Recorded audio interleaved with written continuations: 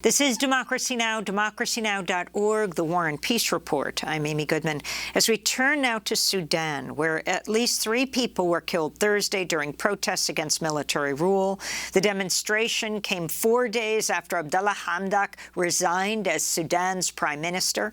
He was deposed in a military coup on October 25th and then restored to power in November by the military because of public outcry.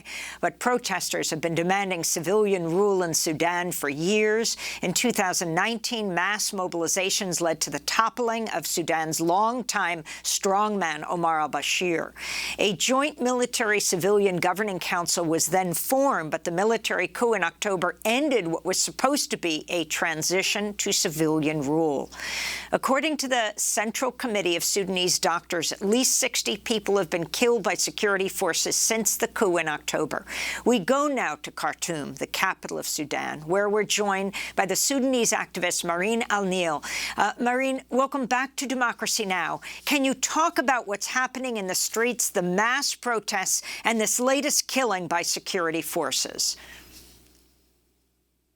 Thank you, Amy Goodman, for shedding light on this. Currently, Sudan is that we have ongoing protests calling for a civilian government, calling for the military to go back to its barricades and to no longer be part of the political scene.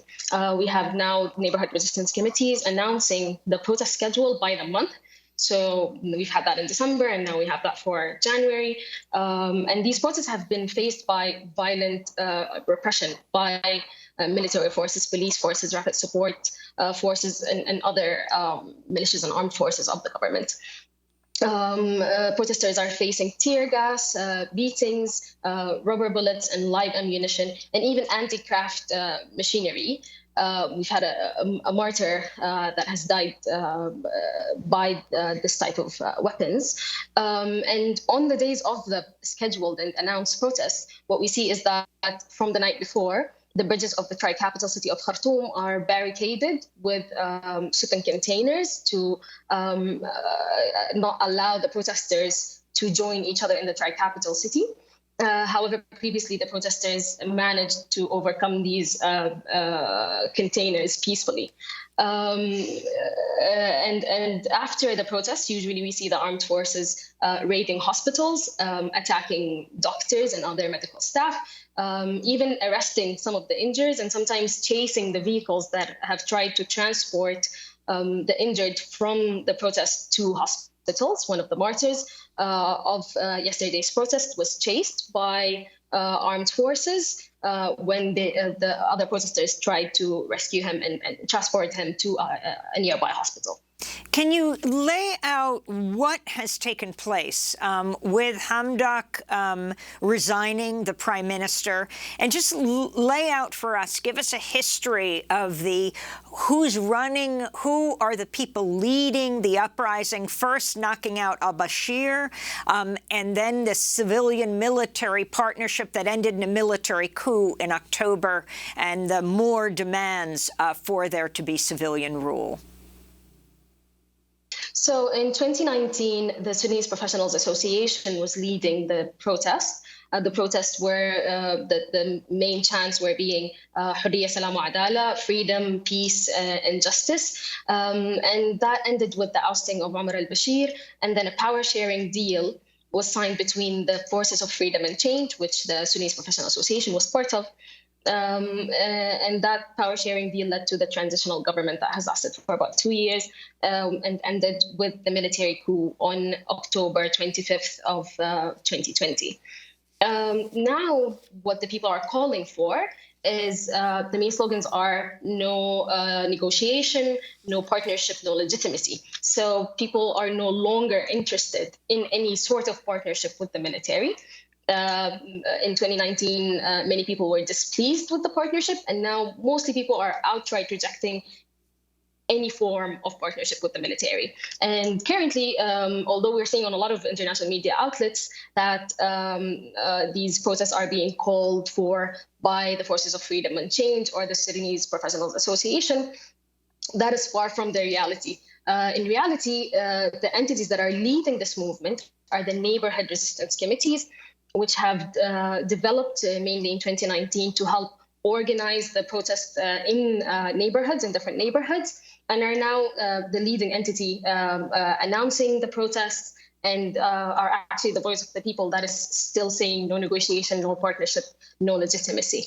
And now, as for Hamdok's resignation, it has been mostly insignificant for the protests on the ground, as since he signed on November 21st a deal with General Lieutenant al-Burhan, the head of the military coup council.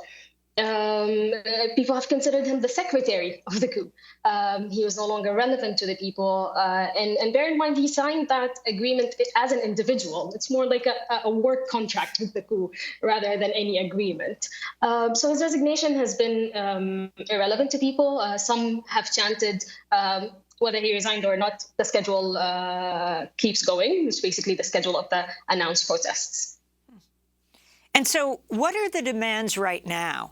How are other African countries responding? And what are you calling on, what are activists calling on the West to do, and particularly the United States' role? Currently, the main demand is for the military to get out of the political scene. We are demanding a genuine civilian government, not a power-sharing deal of unequivalent parties, rather a genuinely civilian leadership. That is the main demand. And what we're seeing from international entities is that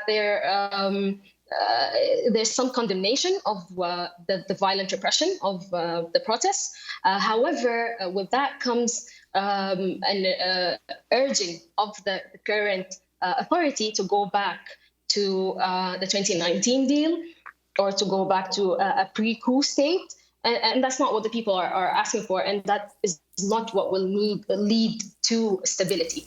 So let's say, even for example, if General Lieutenant al-Burhan manages to find a civilian to take over the role of the prime minister, that is still not what people are calling for, and definitely that will not lead to stability. More protests will continue on happening until we reach our demands to be genuinely met, and the military to be out of power. And the role of the World Bank and the IMF?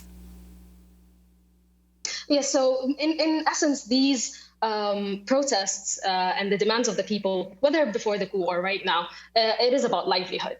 And we've seen that the transitional government was not prioritizing the livelihood of the Sudanese people. And the military is definitely not prioritizing the livelihood of the Sudanese people. It is killing us. We now have 60 martyrs, at least, since the coup. And we now want a civilian leadership that will prioritize our livelihood and not the international interests of the IMF or the World Bank. And also, we don't want the military that will also prioritize their own financial interests and their own clinging to power.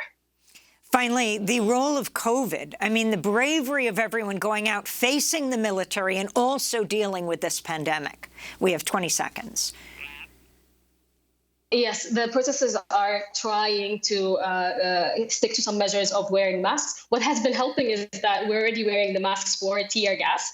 So you see most protesters are trying to take some measurements. However, considering the situation and the health, the state of the healthcare system here in Sudan, we are facing a lot of risk that is a combination of both the military attacking us and the risk that we put ourselves in and our loved ones with the COVID and the pandemic. We want to thank you so much for being with us, Marine. Please stay safe. Marine Alneel, Sudanese activist, joining us from Khartoum, Sudan. That does it for our show. Remember, wearing a mask is an act of love. I'm Amy Goodman.